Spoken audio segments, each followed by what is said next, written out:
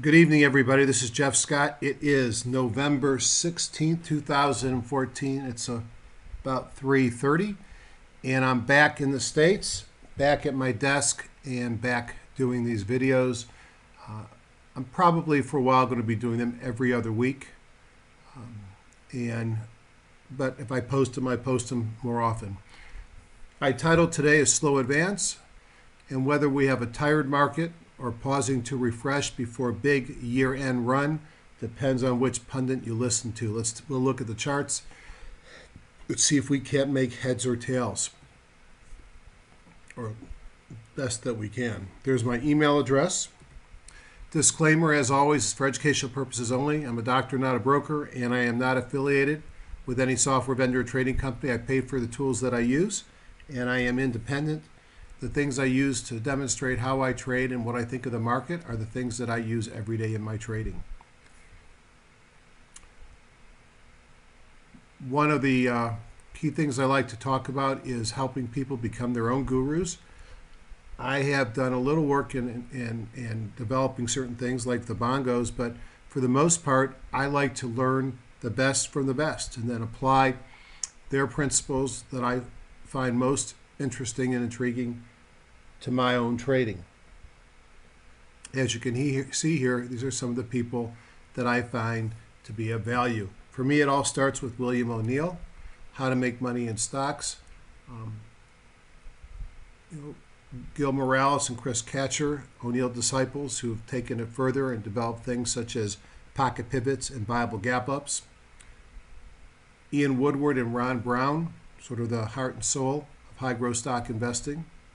Alexander Elder, trading psychology, position sizing, trade management, brought us things like the force index and the impulse indicators that I use. John Person, my neighbor, good friend down here in South Florida, been trading since I've been in medical school, which makes him almost as old as I am. History of he's owned his own brokerage. He's a expert future options trader, but he also has position and swing trading of stocks. Things like high closed dojis, low closed dojis, and how he uses on-balance volume I've incorporated into my trading on a regular basis. Continuing to go beyond that, Van Tharp position sizing, and then my good buddy George Lee down here in the Canadian hat, which we'll talk about. I have lots of programs. I try and hide my desktop because it would be a clear distraction. But if I had to limit a new computer to just a handful, I would have TradeStation and/or Thinkorswim. I prefer both because I have accounts at both places, but that's my real-time trade management program. Genesis, which is my preferred real-time charting platform. And then for my analysis of the market, HGSI, EdgeRater, seasonal analysis, I like Magenta, but I use other programs as well, Best Choice, TradeMiner, and then MarketSmith. I've had several people ask me, but Jeff, with FinViz on the web and some of the other tools that are commercially available, why do I need HGSI? And my answer is speed. Speed, complexity, customization, and having the database sitting on my computer allows me to do my scanning much faster and to have some automation of that. I also find a big value with HGSI, how it does sector and group rotation, which is different than everybody else, or I think better than anybody else. Closest second is AIQ, and it's a lot more work to get it done and a lot more money. And I also can use the data on my HGSI databank to feed EdgeRater. So as always, I always try to understand where we are in the market. Clearly, we've had all kinds of stages of the market this year, and it always feels like we're sitting here in uncertainty. I think we've cycled through this. We had a nice correction earlier this fall, although October ended up, from a monthly perspective, looking pretty good. And I get the sense that we're kind of up here. And the question is, are we getting tired? And clearly, you see the market, it's making small movements up on lower and lower volume, so less participation. And so some divergence then between the volume and price action, which could be reason to be concerned. And you balance and you add to the negative potential the fact that we've seen the end of quantitative easing, at least in this country and for right now. And then you might balance that with what I think a lot of people are relying upon as they think that the market's going to do okay, which is the strong seasonality that we are experiencing right now, or would expect to experience right now as we get into the holiday season. So it'll be very interesting to see over the next couple of weeks what happens. I am positioned long until I get convinced otherwise. I want to remind everybody, a little promotion here of the upcoming summit. We've got a nice group of people already committed. Plenty of seats still available, although at some point I'll probably have to cut it off. And this will be a joint George Lee and HGSI Doc program, February 7th through 9th, down here in beautiful Palm Beach. By the way, if you're looking outside and you see snow or it's cold, it's about 80 degrees as I look out over the beach in the Intercoastal from my office. We'll be holding it at the Best Western Windsor Gardens Executive Conference Center, which is about a mile from the hotel we used on the beach. It's a lot less expensive, and this is high season. I have no personal commitment tied to rooms, so you can really stay wherever you like. Their rooms are affordable, and they're clean, and they're actually quite nice. And I think they're a great alternative to the more expensive Marriott and other properties. There's also a full-service Marriott closer to I-95, which is about the same price if you're a Marriott fan. And if you're bringing your spouse, I highly recommend you stay at the Marriott Singer Island and be on the beach. But as I said, it's a little bit more pricey. The registration fee is $800, and that's for 3 days, 3 breakfasts, and 3 lunches. I'll have a cocktail reception Saturday night at the Best Western after we finish. And then on Sunday, as we did back in June, I will invite the group to come with me or to come back to my condo and in the social hall or on the pool deck, depending on whether we'll have a catered barbecue dinner, which will be a lot of fun. It'll be similar to what we did before. We'll do videos, both with a high-def camera and screen captures. They'll be provided to the attendees. All the PowerPoints from George and I will be given in Adobe format. Any customized HGSI views will be shared with all attendees. I do use a lot of TradeStation products, and I've created a number of my own indicators that are listed here. Now, I don't routinely sell this, and if you ever bought any indicator set, it would be a lot more than what I sell this for to attendees. But this is only for attendees, paid attendees. I will sell my indicator set for an additional $250. This week ahead, you need to always know the data. And as you can see, we do have some PPIs. These used to be big deals, especially when we're worried about inflation and whether the Fed's going to have to raise rates because of inflation. It might be nice to have to worry about PPIs and CPIs again, because that might imply that we got some movement in our economy. Housing starts. Housing's been interesting of late. We may look at some of those stocks. We've got some oil inventories and some continuing claims. On the earnings, you could see we're getting towards the end of earnings season. So we have a lot less than we've seen of late. But a couple of things I'll point out, because they've been high growth Momo stocks that I think several of the people on the call, including myself, have been trading. CMGE has earnings before the opening, so it's too late to protect yourself. Urban Outfitters after the open on Monday. Home Depot, DKS on Tuesday before the open. Vip Shop on after the close on Tuesday, and so on and so forth. So you need to be, obviously you're responsible for your own, but you need to know when your earnings are there, because that might affect how you're going to trade the market. All right, enough of that. Now, what I'd like to do next is to try and get a sense of what this market is doing And I can do that through a number of means. First, I want to review the market from last week. So what I do is within HGSI, there is, in the designer, there is a tool called the Group Performance Analysis. And then you can identify any groups that you might want to follow, and then you can select them, pick the dates that you're going to select them, whether you're looking at opening or closing prices or typical price, best price, etc. And you can get an idea of how any specific group of stocks have performed. So what I did here is I looked at, had I bought things, let me go this one here, at the close on Friday of the 7th and sold them again at the end of trading of this week.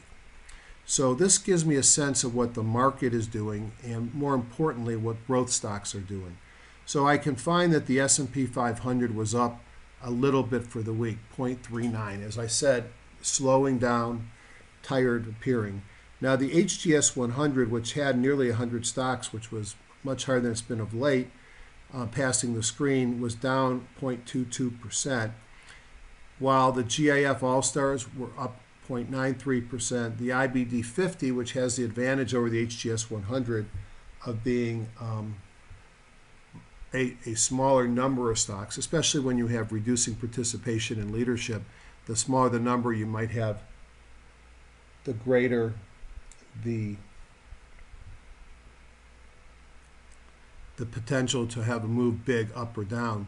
And then the stocks that I looked personally for buys last week of interest, slightly more gainers than losers, but they were up 1.86%. So what does that tell me? It tells me the market, at least based upon the S&P 500, had modest movement. Growth stocks performed, at least in the case of the IBD 50, the JF All-Stars and my buy watch, a little bit better. And I also look and see that there's a lot more black than red. So there were a lot of groups that were moving forward. Yet a lot of the things that I look at as strong, top earnings per share with volume, relative strength with volume, my top stock search, mobile breakouts from a squeeze, fundamentally strong. A lot of these were the losers. So laggards perhaps leading. Let's see, we got pullbacks and divergences up top. So not a week for breakouts of growth stocks is, I guess, my feeling. A couple things that I look at to judge the current state of the market. Were there any Hindenburgs firing? Now, the Hindenburg is a sign of a market top, and you could see there is no Hindenburg, which would be line E. We haven't seen a Hindenburg for really the year. What's interesting to me and what's been sort of indicative of the damage underneath the indexes is that in the NYSE on October 31st, there were 10.47% of the stocks trading at 52-week highs and only 1.56 at 52-week lows. And you could see this 52-week high number has drifted down almost every day and now is down to 3.63%. Now, we don't have increasing numbers of new lows, but what we're just seeing is a lot of these stocks that were leaders have pulled back and they're off their highs. From a bucketology perspective, I look at two things. I look at within the S&P 1500, what percentage of the stocks are trading above the midline. In an uptrend, stocks would range typically between the upper Bollinger Band and the midline, and in a downtrend between the lower band and the midline. We could see that 76% of the stocks here are trading above the midline, and that the majority of them are at the 80 percentile. Now, what does this tell me? It tells me that the market is pointing up. It tells me that it's not overextended and that we have very few stocks trading above the top Bollinger Band, and we are not at a level here such as 90 where you'd expect to reverse. Now, that's the 14th. The market topped on the 31st, and here's that 90% trading above the midline in the S&P 1500, and more importantly, you could see that over 50% of the stocks were either at the top of the Bollinger Bands or actually extended above them. The more previous low was seen just 3 weeks earlier on 1010, where we had 35% of stocks trading below the lower band and 84% below midline. I love this indicator because it waxes and wanes up and down with the market. And when you see clear overbought and oversold signals, you know that you are getting close to a point where you might expect a reversal. Here, I don't see any signal. From the market perspective, I guess what I've tried to do is try to ignore a lot of the numbers and look at the colors. And I'm specifically looking at a series of major indexes, the S&P, the Dow Jones, the NASDAQ 100s, so on and so forth. And this is the Woody indicator of percent B times bandwidth. And when it's green, the market is on, to me, not necessarily a buy signal, but a signal that's conducive for being long. Now, we've been long now really since, or pointing that it's okay to be long, really going back since about a month. Now, the other thing that I actually got a question from is, where is this yellow coming from here? And that's the bandwidth. And based upon Ian Woodward's work, white would be periods of quiet bandwidth. Yellow is increasing volatility. And when you start to see blacks and reds, you are clearly getting to the point where we are seeing worsening volatility in the market. The yellow coming in during the green is not unprecedented. If you go back to the end of the pullback in 2011, in November, we saw the same thing. We saw the bandwidth rising as the market started moving up. So I'm going to look at that green, and that's going to be further supportive of my long position. Now, I look at a number of different other searches, George Lee's setups, John Person's pivots that I've got a special edition for, code blue with Morales and Catcher, code red. But one of the things I want to just show you is a couple of seasonality things that are happening right now. So if I look at the ETF seasonality, and let's specifically go over here. So right here where my arrowhead is, so in the upper right-hand corner, specifically are the sector ETFs. And you could see over the next 1 month that for the most part, over the last 10 or 12 years, the only thing that has not been positive as we go into the seasonally strong period of time has been the financials. If you look at how many years up versus how many down, materials are up 12 out of 15 years, consumer discretionary 11 out of 15 years, and you could see the percent return. Now you might think to yourself, well, Jeff, a 1, 2, or 3% return isn't very much. And I guess I'd argue with you it is if you're looking over a 30-day period of time. So perhaps materials might be an interesting place to look at. So then I was able to take the materials, and then in HGSI, I went into the designer, went into the reference groups, specifically into the industries and sectors, went into sectors, found materials, and then I was able to export the list into EdgeRater, and then I was able to run within EdgeRater a nice analysis of the material sector to get an idea of what part of materials are working. And I'm going to point out that up at the top are a number of steel companies. So I'm definitely fond of seasonality, and that led me to go and open up another program, which I'll risk the recording gods and open it up here. I opened up Magenta Trader, and I wanted to take a look at one of the steel stocks that I was looking at, and it is really, I thought was interesting what I saw. So what we look at in this picture here, you see,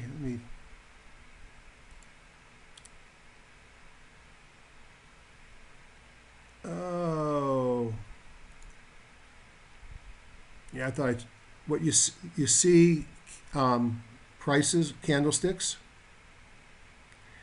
You see a green line and a yellow line. The green line is I believe the 52 week. Let's turn that one off. Let's go to just a.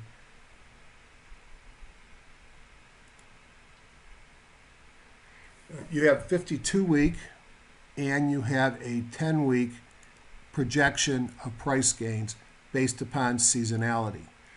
So what I want to look at, and this is where we are today, is I want to find stocks that are trading that are in an uptrend, that are at the bottom of their range, and they're in a seasonally strong period where I might expect them to go up. So let's take a look at a bunch of steel stocks. I guess the big daddy right now is U.S. Steel. So let's take a look at what I see with U.S. Steel. So you could see that going over the last several, really since August, U.S. Steel has not done much. So let's take a look and project based upon seasonality where U.S. Steel might be going. So I'm just going to take a snapshot going back about 6 weeks, and I see that U.S. Steel has been in a channel here. And I notice these green bars here, which are seasonally strong from the internal scanner.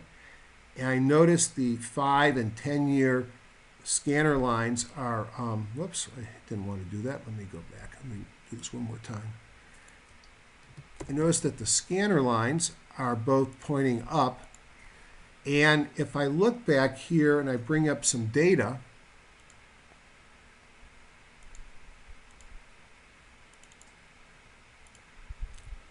I can see that, let's go and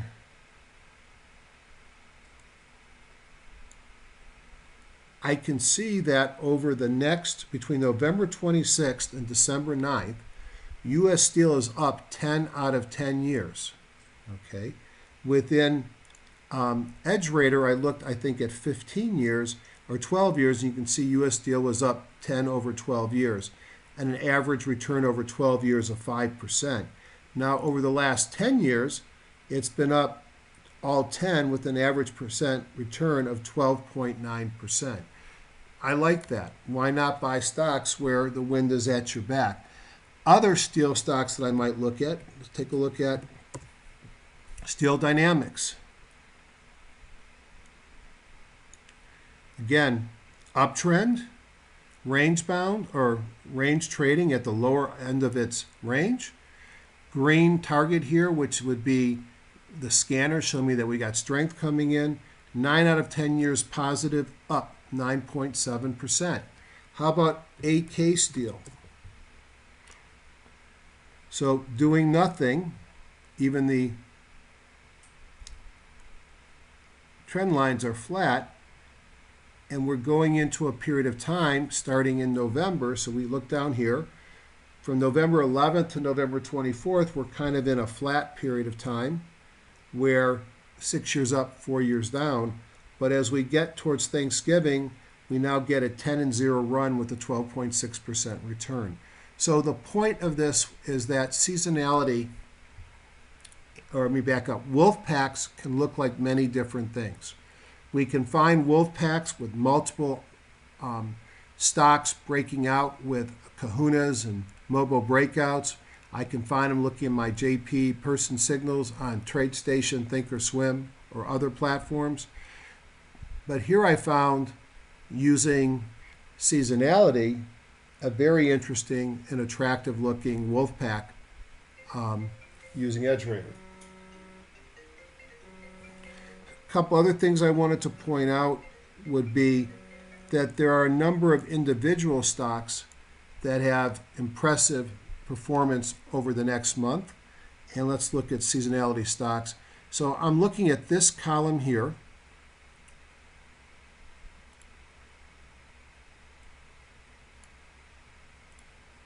In yellow.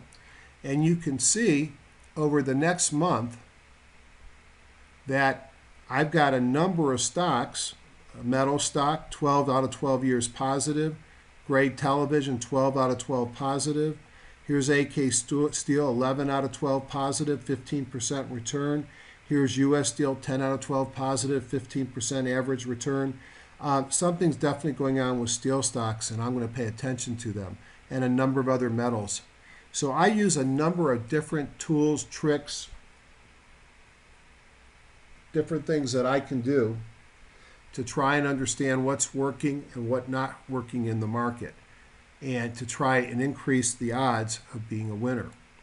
So just based upon this thus far, slow upside of the market, there's probably some risk of danger mitigated by seasonality.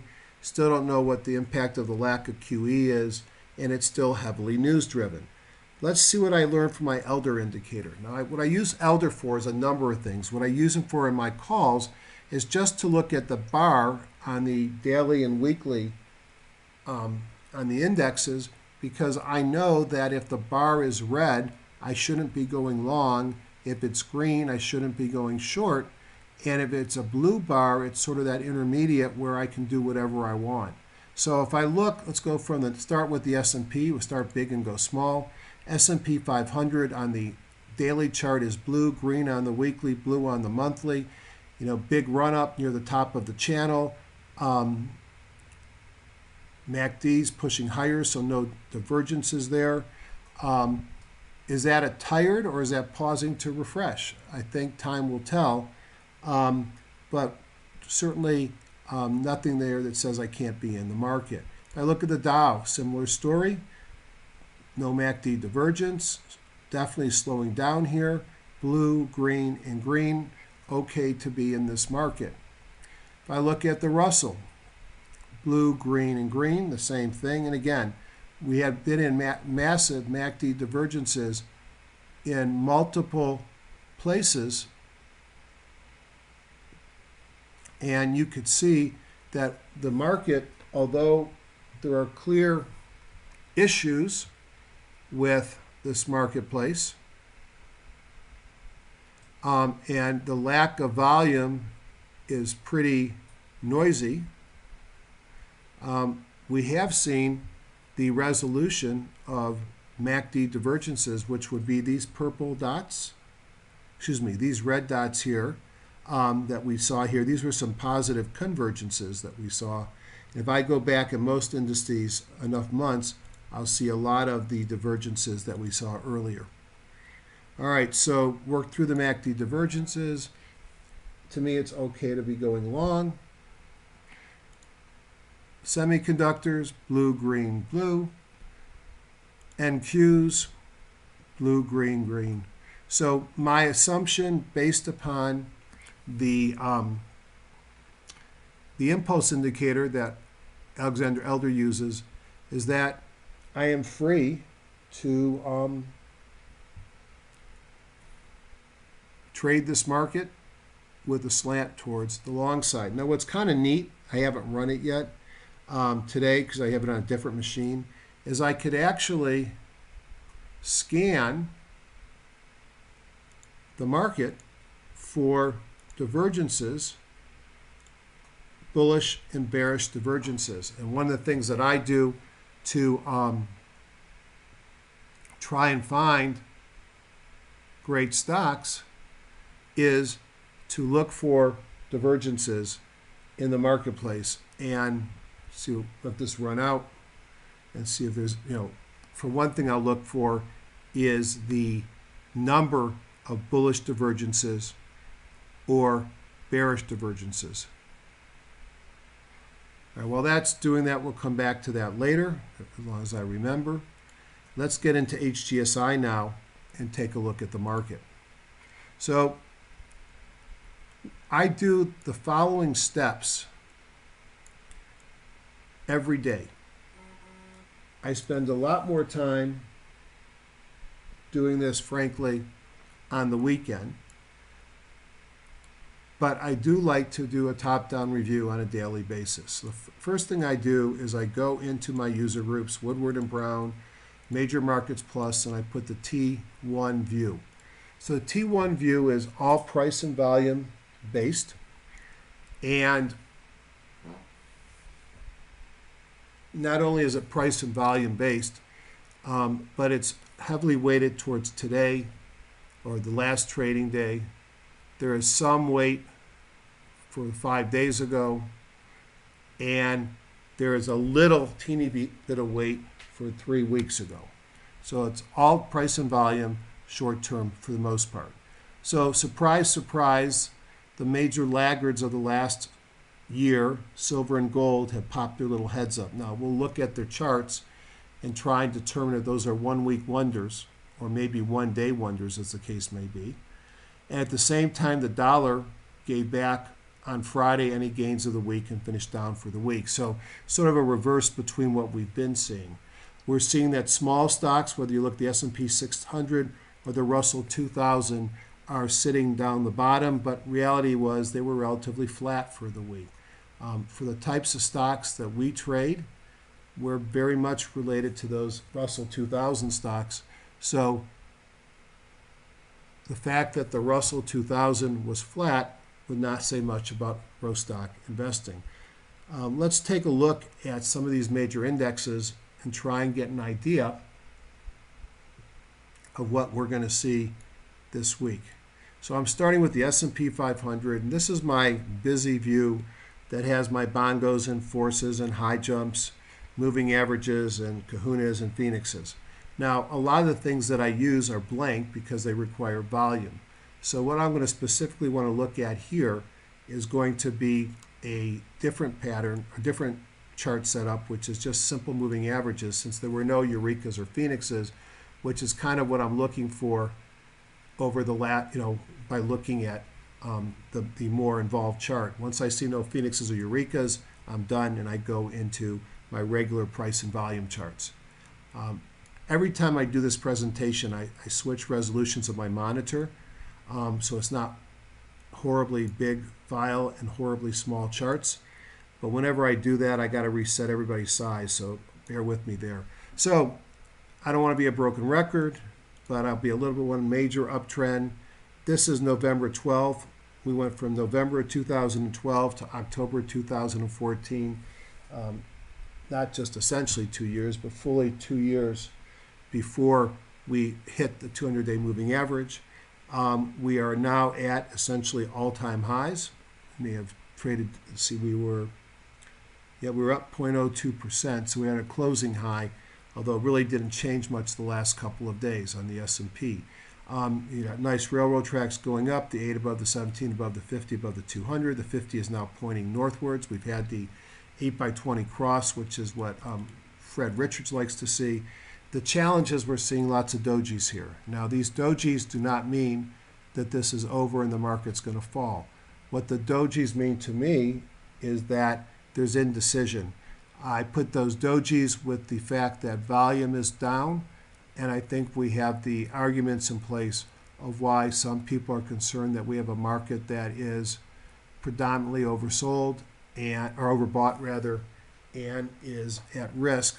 But again, as I said before, we're in a great seasonality period of time. So the S&P continues to motor high, looks tired. Not much to say about that beyond that. The Dow Jones Industrial Average, ditto.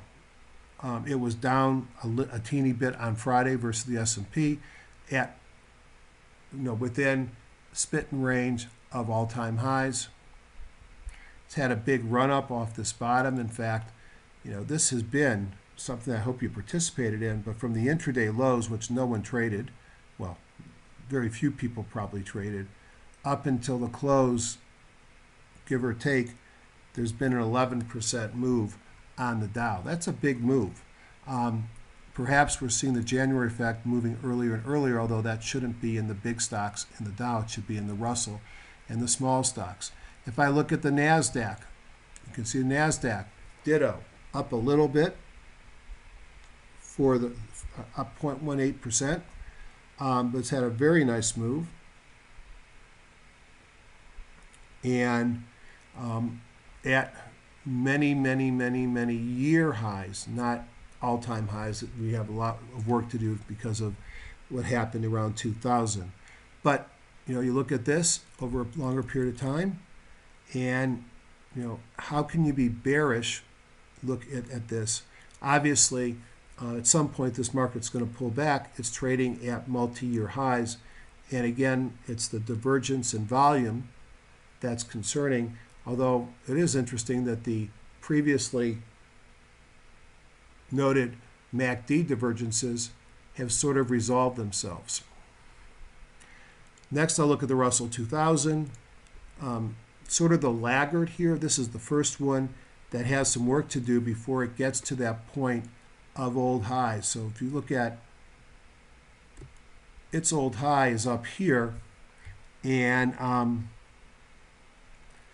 we seem to be stalling lower. So weakness in the small caps. But that said, if you go from intraday low to where they closed at on Friday, give or take a few pennies, you have a 12.6% move. So the Russell is the laggard here, but it too is in a nice recovery move and does, like the others, look like it is slowing down. Gold and silver, huge move on Friday. I don't know if this was some type of an option, expiration story, if there's some funny business with new ETFs, or if this truly signals a change. But we took out the 17-day. But all these people are losers still. And you're going to have overhead supply. You're going to have to get above the 50. Our dollar could just have had a 1 week or 1 day setback. But gold is on my radar. Now, on the weekly charts,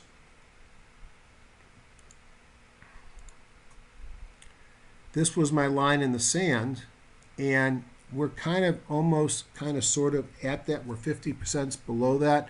It'll be interesting to see, first, can we get through that 115 line? Because as we know so often, what has been major support can turn into major resistance. If I look at silver, let me go back to my daily chart.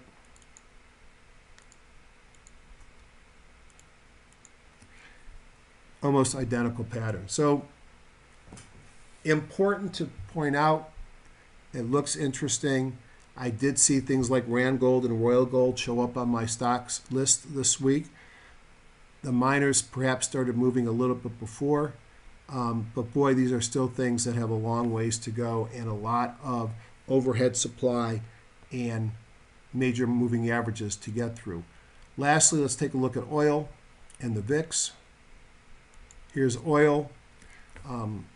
If you were heavy in oil exploration and production stocks, you probably lost some money.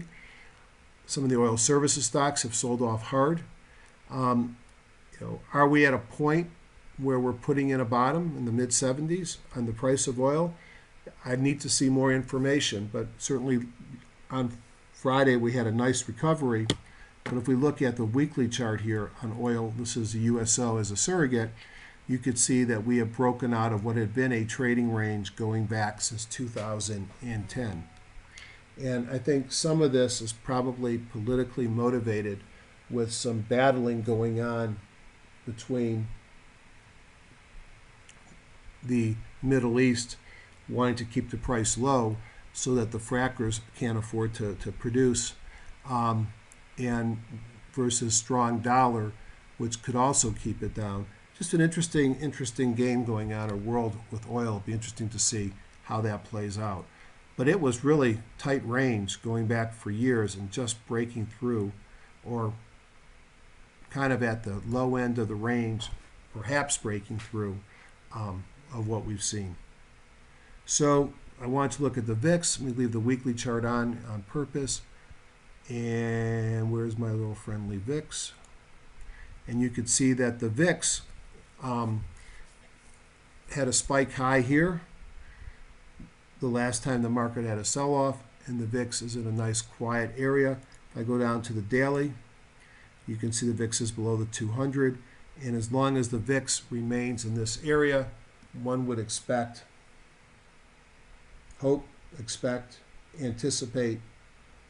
that the stock market doesn't, have a major sell-off. But I watch on my screens, just to give you an idea, I watch a number of things all day long.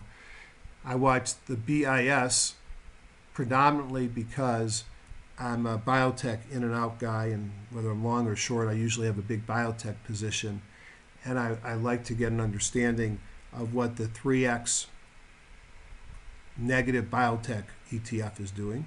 It's had a big, I think it must have been either a 5-for-1 or a 10-for-1 split to get to this number. I watched the VIX intraday on a minute chart, and I watched the TZA looking for evidence of volatility coming in and looking for the weakness in the small stocks. The other thing that I found extremely useful to monitor intraday is something that Ron Brown had put on the board, and you're not going to see anything right now because the market's not open, but it includes, I watch the ESs, the NQs, the bonds, the dollar, oil, and gold. I watch the VIX, and then I look at the NASDAQ advanced decline, NYSE and the NASDAQ down here. I look at the tick, and I look at volume, looking for evidence that the market is changing, something's happening. And while I'm doing that, I'm also using my radar screen and TradeStation, where I mentioned my TradeStation indicators, but I'm watching for green candle lows, red candle highs, ISO failures, mobile breakouts and breakdowns from a squeeze, Bible gap ups, pocket pivots, John Person's triggers, and a number of different things that I use to try and find stocks that are making a move. All right, now let's take a look at industry rotation. So let's go down to group 7. As you can see, we have 177 of them. And let's look at a short-term indicator that can tell me what's working now. So this is what I would say is unique adaptation of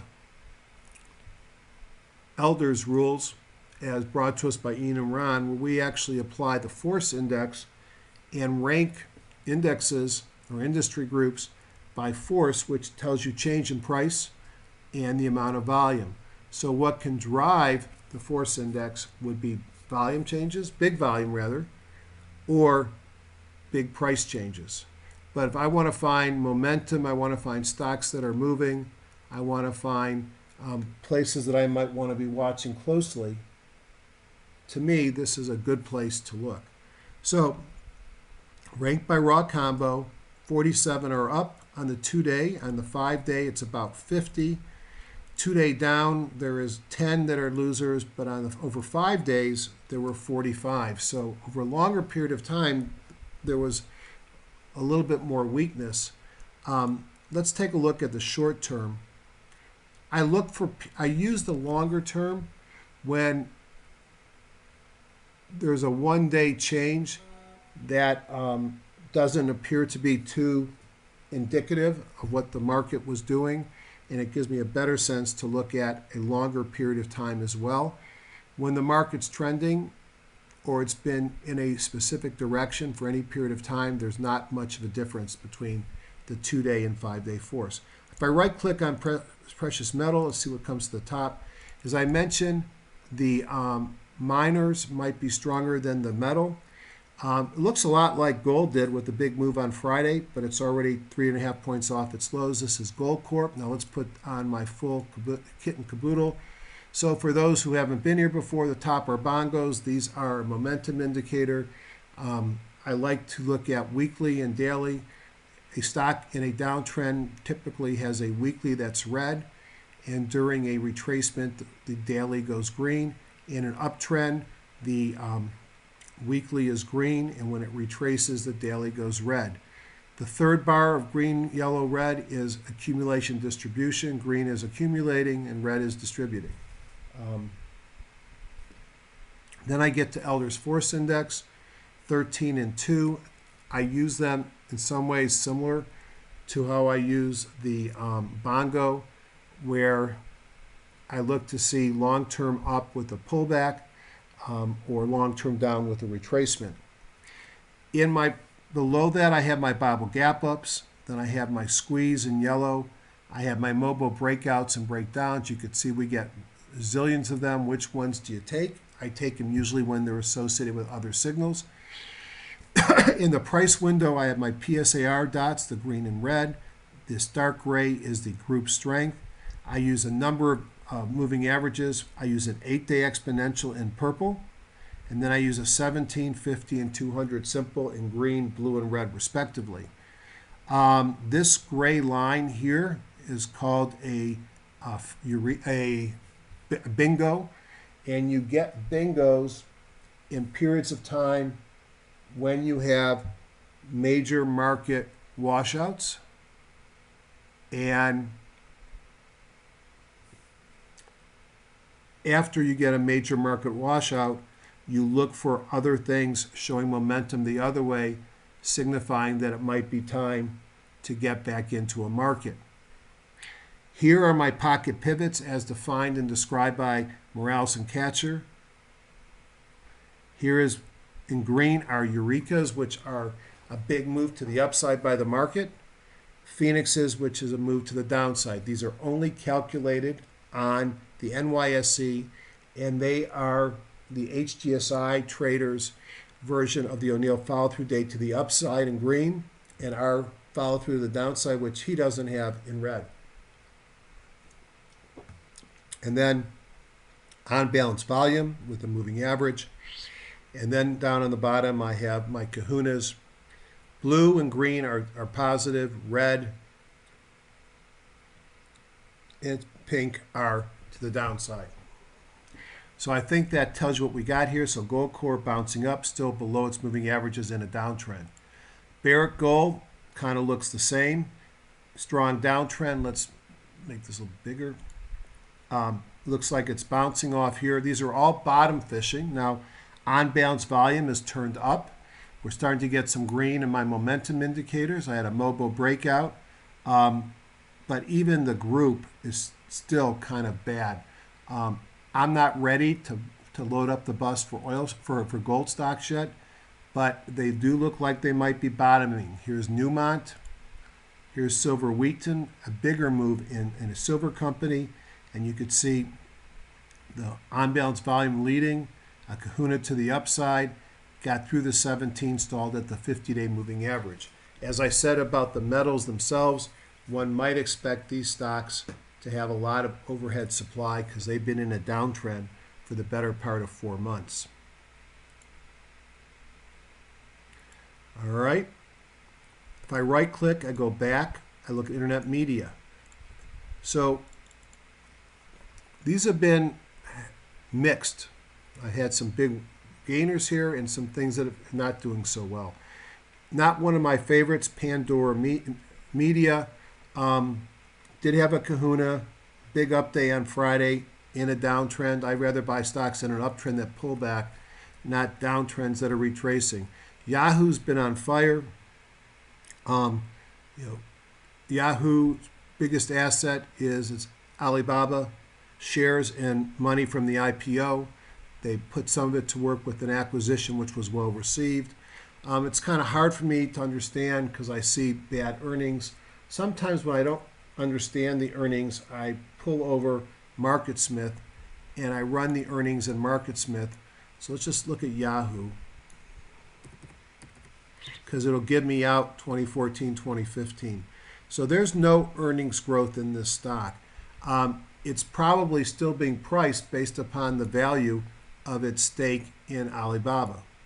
Twitter, I don't get them. I don't understand their business model. I've had some puts on them for a while, been making money on the downside here, had made money on the upside before that. They came out with an analyst report or analyst meeting, and the stock popped middle of the week and then didn't do much the rest of the week. In fact, gave up much of its gains. It's in a downtrend.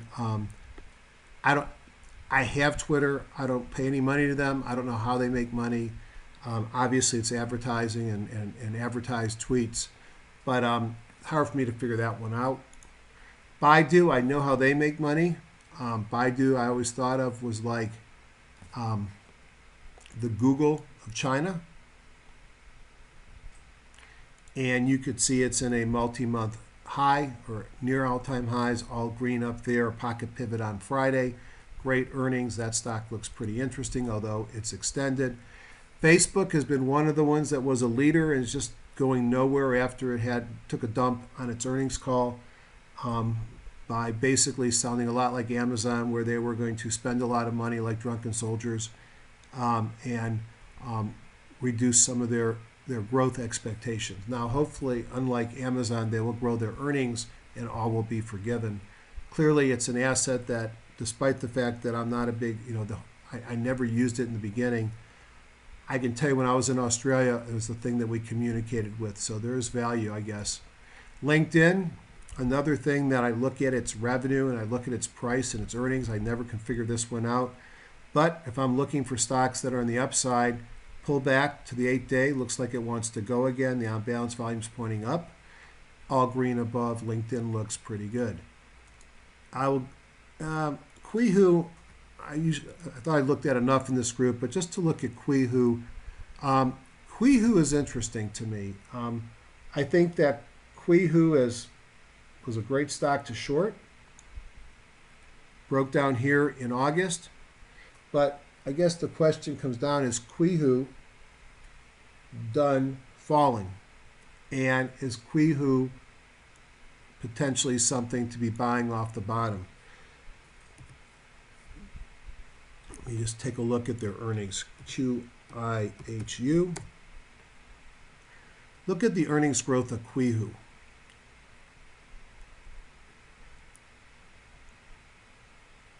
I think the stock can double and get back to where it came from in February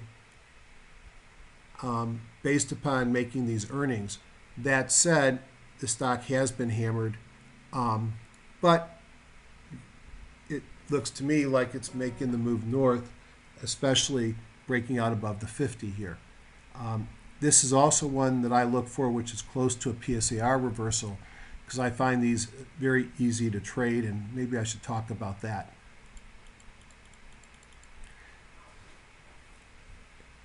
Here's a stock.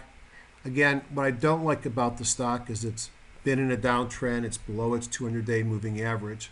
What I like is it's regained its 50. It's moved up from 60 to 72, so it's clearly in a short-term uptrend. So this is a stock that I love because I can manage this without being at my computer. So let's open up the data box. So I travel a lot, and what I do is I want to find stocks that are not overextended, that are close to a buy point, and coming out of a little bit of a base. And what I do here is I usually will say, if it takes out the PSAR, then I'm interested in going long. And then I look at this stock, and I would probably, at the worst case, say that this is no bars over the last 10 days dropped to this point. Now that might be too much, and I can start to make a trade here. What I might do is say that, let me go back to this date, it closed at 73.06. The PSAR dot is at 74.67. So I might put in an order that says if Quihu trades above the PSAR, say 74.76, I would go long. So I would be long at 74.76. And then once I went long, I'd send a conditional order and say I could put it, if I wanted to be very conservative, I could put it somewhere below the bar of Friday for a stop, but I'd probably put my initial stop down here around $68. I'm willing to risk that much because the stock is coming off support. I could argue that a close below this red line here would eliminate my reasons for buying the stock. So I would go into my Thinkorswim and I would put an order that basically says if the stock trades above the PSAR dot, what did I say I would set it at? I said I'd set it like 74.76. go long X number of shares or option contracts. And then I would say put on my initial stop, and my initial stop would be at this red point. Now, the way I manage my trades is I would usually come in here and very quickly, as this price moves up, try and move my stop up to break even. All I need is one day to trade up, and my stop's going to go where that 50 and 17 day are about to cross to the upside. And I'll be very quickly, we'll try and move to a break even stop with an expectation that I might see a move up here to $88. Why do I like this trade? I'm not saying I'm taking this trade. I like the setup because I have a clear-cut buy signal with a technical signal when the PSAR reverses. I've been going fairly sideways after a modest uptrend. I've gotten above the 50 and the 17-day moving average. My Bollinger Bands are not totally squeezing, but they're getting closer together. Most of my momentum indicators above are green. And most importantly, I have a very rational stop. Now, if I had a smaller account, then I might not be able to risk as much. I would take a stop below the Bollinger Band, which is right below the 17 and the 50. But I'm very comfortable here so that would have been at 70.10, putting my stop here and then rapidly moving it. So the reason why I like the setup then, I'm sorry if I bored you with that and went too much, is that I got a stock in an uptrend, I got a reason to buy it, I've got a well-placed stop with rationale, and I've got room up to close to $90, which would be about 18% from here. And actually, that's a trade I'm looking at taking. Internet-based services are the third group. One of my favorite stocks in the market right now is Beta. I love this stock. I took a long position on Friday, and I'll look to add to it. You have a Bible gap up, mobile breakout from a squeeze, a kahuna, a stock that's supposed to make $2.66 in 2015, which is a 52% rise. Obviously, this is a stock that's been in a nice uptrend for the last 6 weeks as the market, as it recovered its late summer sell-off. Mostly green here. One of my favorite stocks. Zillow, not so much. Maybe Zillow's getting ready to run. It had a big up day, but it's been in a pretty fierce downtrend. It is stalling. It stalled out at its 50. A break and a close above that 50-day moving average, I'll be more interested. I don't like its earnings per share growth. I don't totally understand how they're priced because they seem to be pretty expensive for my taste. On the other hand, if they can get above this 50 and come back and retest, I'll be a lot more interested. Priceline, expensive stock, really, to me, going sideways. It would have been nice to have bought it after its bingo, when it started to move back up. Perhaps you got 50 points up to that 200-day moving average. Not a stock that I'm interested in buying. I did take a position this week in WUBA. And what I had done on WUBA is I had set a buy stop when it broke above the 200-day moving average.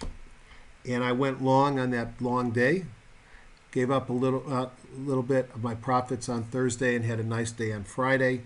And I have my stop is sitting really right at that 200-day moving average at this time. So I've got little risk in this stock. What I was interested in was this sort of a fry pan bottom here. And maybe we'll get a little bit of a handle, and we'll have a cup and handle breakout. But I found that this was an interesting little setup, and I thought it was low risk because I could put my stop right below the 200-day moving average. Next group is entertainment content.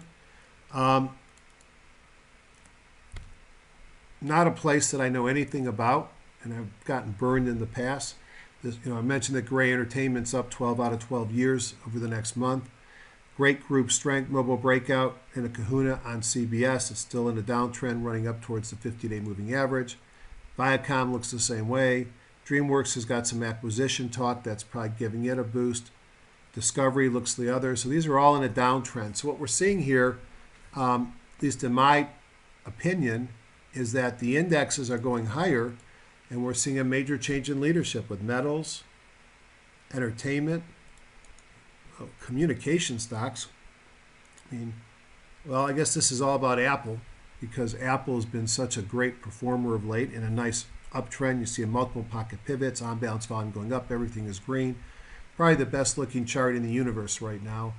And I've got an option play on that, and a nice play by Jordy Nelson and Aaron Rodgers, but I shouldn't be watching that. Cisco had good earnings, pocket pivots, trading at some recent highs. Don't like its earnings per share growth going forward, but the chart looks pretty good. F5 looks the same. This is an expensive stock. It's got a lot of earnings coming in. It's been in an uptrend since June, and this whole group looks pretty compelling. Juniper Networks, not so much. It's failed at the 50-day moving average. Next group down, number 6, is oil and gas services. It's interesting. These have sold off hard, as you'll see, related to the drop in oil. And they started moving last week. They started moving before Halliburton announced that they were looking at buying Baker Hughes. And of course, if I'm Halliburton, I want to buy Baker Hughes. If I can buy them at a good price, look at their earnings per share growth. And we'll look at Halliburton in a second. They have great earnings per share growth. They're cheap. Their stock is down from 72 to in the 50s. And Baker Hughes said no to them, and then late in the day on Friday, Halliburton announced they're going to go hostile. Halliburton, big sell-off, and looking to add to their earnings. Consolidation, reduce some potential capacity in the marketplace, reduce some of the competition. All good things for stock prices. Whether it's good for antitrust issues is a different story. Weatherford, this is a true bottom fish. This thing got hammered. You look at the earnings and you go, why? It got hammered with the rest of the market. Now, I'm not by any means Lou Power, so I can't really talk about the differences among these stocks and which ones have more land, which ones have more fracking, which have different oil versus gas distributions. But this is one with great earnings, selling at a deep discount to its earnings growth rate. And, perhaps it's put a bottom here and is worthy of a long position. On balance volume is turned off. You've got pocket pivots and kahunas, mobile breakout out of a squeeze. Could be because of the acquisition talk, but looks like it's changed. Superior Energy, another one. This looks like it's stalled out here. It's no longer going down, but I'd like to see it go up before I get too interested. Infrastructure software support. Akamai, early on, digital video leader. Look at this on a weekly chart. In a beautiful long-term uptrend going back 3 years. And on a weekly getting up to its all-time highs, which means you've got some overhead supply up here and you've got some potential resistance. Everything is green. Not much the way the earnings per share growth. Microsoft continues to lead. Not much in growth. Pays a 2.3% dividend. I guess it's safety. Oracle, trying to get back. Had a number of pocket pivots last week. You can see the group strength is right there. So what I'll do on a weekly basis or a nightly basis, I'll go through the top 10 of these. I'll try to pick it up a little bit. Skyworks was the best on the semiconductors. It had a pretty deep pullback here, but looks like it wants to go higher. Great earnings per share growth.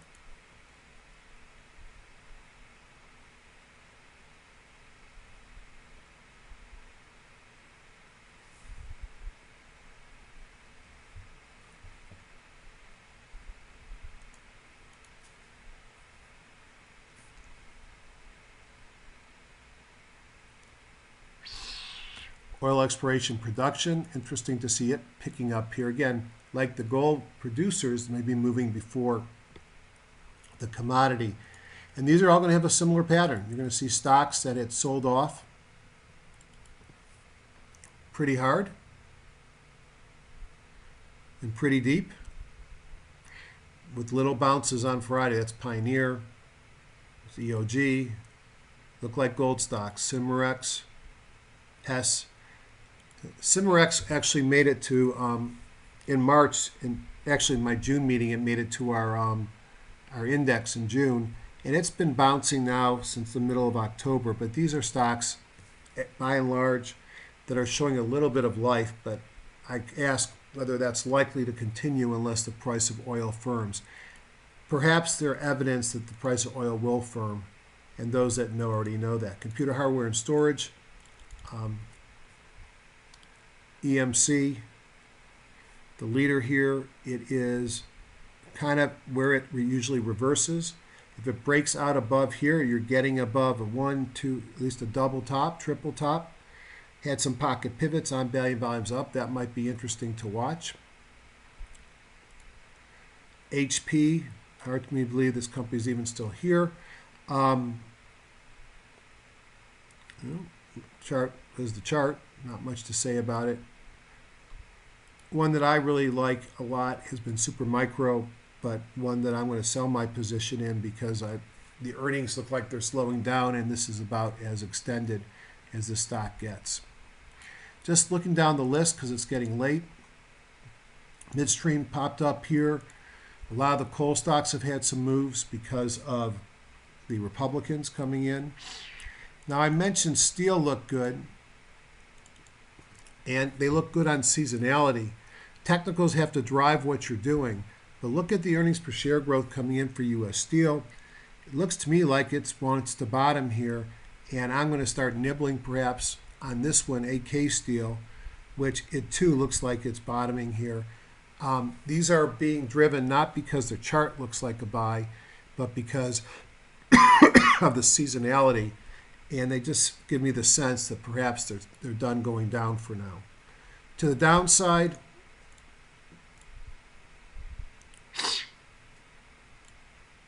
REITs, a lot of healthcare. I mean, biotech got hammered on Friday. Medical equipment, healthcare supplies, managed care, life sciences, large pharma, and specialty pharma. We'll see if that's something that persists, because you'll notice under distribution, most of those are at A. Is that going to be a persistent pullback, or is that just a hiccup because of some news? Be interesting to see. Airlines have been big leaders showing up there. They're a B distribution. All right, so we've done our top-down review. We've talked a lot about the market. Just to remind you, there's a couple of other things that I do. I go into my warehouse view, go into all securities, and I like to look at sprinters. This is a place that I find stocks that are technically strong. Here's Akamai, Pharma, Valiant. So I spend a lot of time here, but I do most of my work by doing a group inclusion filter. So I'm going to end with one of those, look at 10 stocks, and say goodnight. Tools, I'm going to go into Designer, Tools, Group Inclusion Report,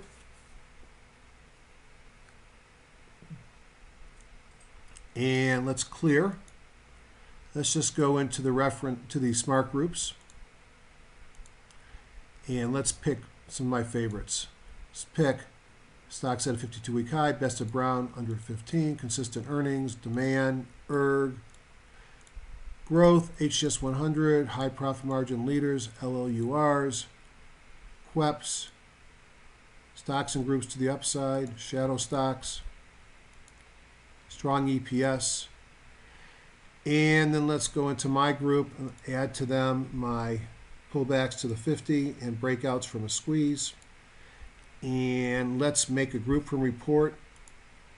And let's call them Web Gems.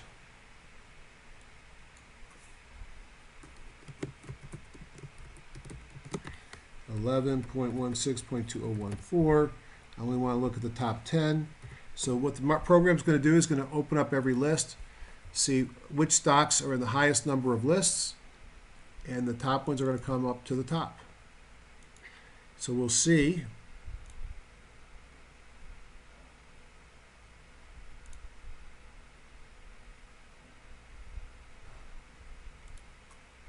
Sorry about that.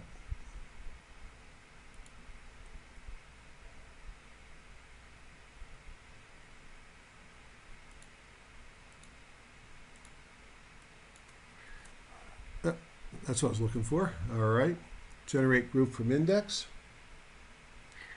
And these are the stocks that made it into the top stocks. So let's take a look at them very quickly. And by the way, they also tell you, where did I put that?